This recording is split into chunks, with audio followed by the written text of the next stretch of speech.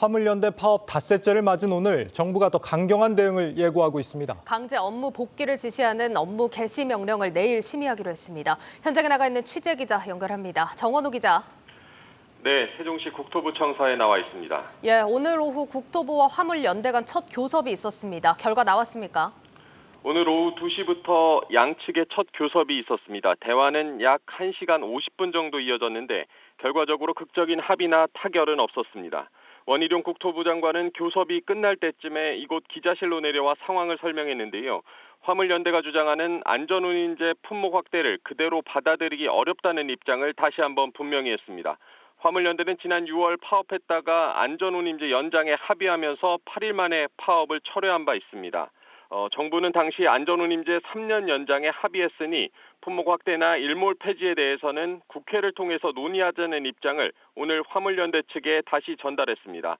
반면 화물연대는 교섭 이후 입장문을 통해 오늘 만남에서 국토부의 답변은 국토부가 답변할 수 있는 것은 아무것도 없다는 것이었다고 밝혔습니다. 결론적으로 입장차만 확인한 것이고요.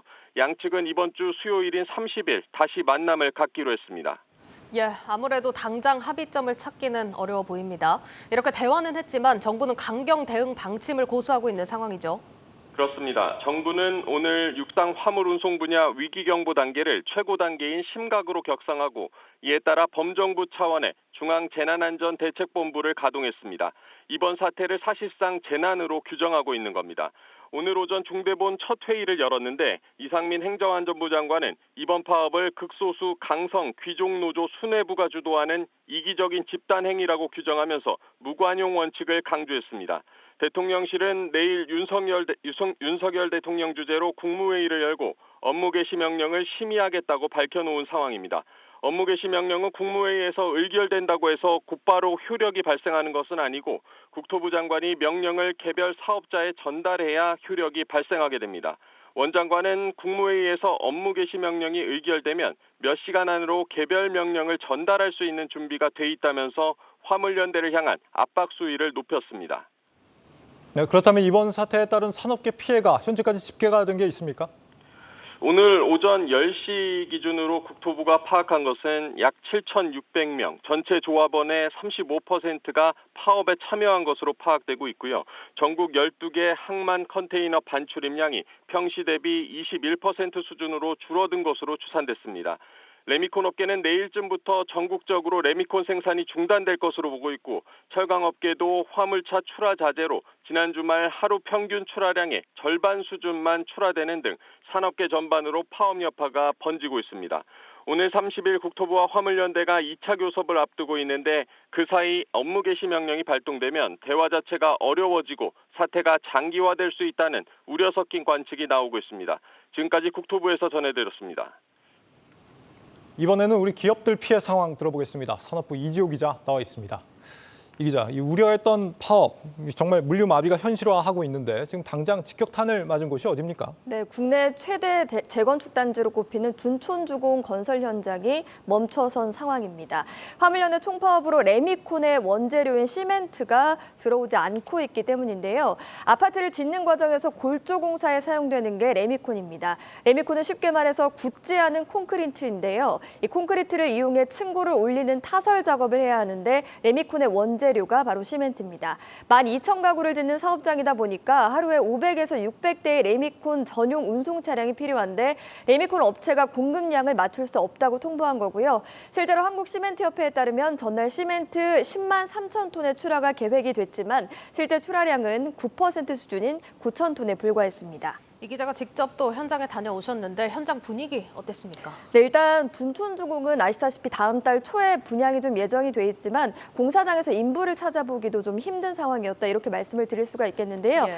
영상을 준비를 했습니다. 보시는 것처럼 저층부는 타설 작업이 완료가 됐지만 상층부는 좀 진행이 안 되고 있는 상황이었는데요. 현장 관계자의 이야기를 먼저 들어보시죠.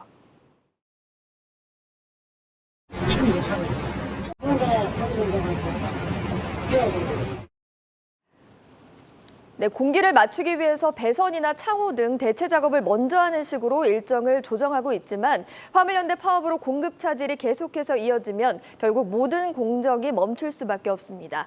실제로 전국 459개 건설 현장 중에서 절반이 넘는 259개 현장에서 지난 25일부터 레미콘 타설 작업이 중단됐습니다. 둔촌주공 같은 큰 사업지는 물론 소규모 건설 현장의 피해 역시 심각할 것으로 보입니다. 네, 건설업계는 지금 자금난도 함께 겪고 있는 상황인데 부담이 상당히 크겠습니다. 그리고 정유업계도 상황이 안 좋다면서요. 어떻습니까? 네, 맞습니다. 화물연대 총파업으로 인해서 주유소에 기름을 공급하는 탱크로리, 그러니까 유조차 운행이 전면 중단된 상황입니다. 유조차 기사들의 화물연대 가입률이 6월 10% 수준에서 최근에 70%로 치솟았는데요. 특히나 서울이나 수도권에서는 가입률이 90%에 육박한 것으로 조사가 됐습니다. 유조차 운행이 안 되는 것도 파업 영향인데요. 주유소들은 통상 2주에서 1개월치의 재고를 보유하고 있습니다. 파업이 장기화될 경우에는 휘발유냐 경유 등의 대란이 일어날 가능성도 배제할 수 없습니다. 사진을 하나 준비했는데요. 정부가 전국 주유소에 내린 고지입니다. 유가 정보 시스템인 오피넷에 재고 소진 여부를 보고해달라, 이런 내용입니다. 예, 재고가 얼마나 남았는지 파악에 들어갔다. 정부도 상황을 심각하게 보고 있다는 얘기네요. 네, 맞습니다. 일반적으로 고속도로나 서울 등 수도권 같은 경우에는 기름이 훨씬 더 빨리 소진이 되곤 합니다. 예. 그런데 앞서 말씀드린 대로 서울 및 수도권 유조차 기사들의 화물연대 가입률이 훨씬 높죠. 서울 시내 주유소 몇 군데를 직접 둘러봤는데요. 주유기가 멈춰선 곳도 있습니다. 그렇지 않은 곳도 곧 기름이 바닥날 것을 우려하고 있었는데요. 주유소마다 이번 파업에 대비해서 기름을 비축해뒀지만 모두 일주일도 못 버틸 것이다라고 말했습니다. 정유산업은 물론 국민의 발까지 묶일 수 있는 상황이 올 수도 있다라는 뜻입니다. 네. 이 현장의 사정은 훨씬 좀 심각하다는 걸 알 수가 있는데 그만큼 물류가 얼마나 중요한지도 좀 새삼 깨닫게 됩니다. 네. 지금 건설과 정유 말고도 운송에 필요한 업종들은 전반적으로 상황이 좀 비슷하다고 봐야겠죠. 네, 맞습니다. 이번 파업으로 화물 운송에 차질이 생기면서 전국 곳곳에서 좀 아우성이 생기고 있는데요. 현대차 울산 공장 등 자동차 생산 공장에서는 완성차를 출고센터로 탁송하는 카 캐리어가 운행을 중단했습니다. 현재는 직원이 직접 차를 운전해서 옮기는 로드 탁송으로 급한 불을 끄고 있지만 화물연대 총파업이 길어지면 차량 출고가 막히면서 최악의 경우 생산 라인까지 중단될 수 있다라고 우려합니다. 제철사들도 출고에 어려움을 겪고 있는데요. 현대제철 기준으로 하루 출하량인 철강 제품 5만 톤 사흘치가 창고에 그대로 쌓여 있는 것으로 전해집니다. 철강을 원재료로 하는 자동차, 건설, 조선 등으로 피해가 확산될 수 있는데요. 정부는 당장 이번 주부터 산업 전반에서 피해가 본격화할 것으로 예상하고 있습니다. 대통령이 국무회의를 직접 주재해 화물연대 총파업 관련 업무 개시 명령을 심의하는 내일이 분수령이 될 전망입니다.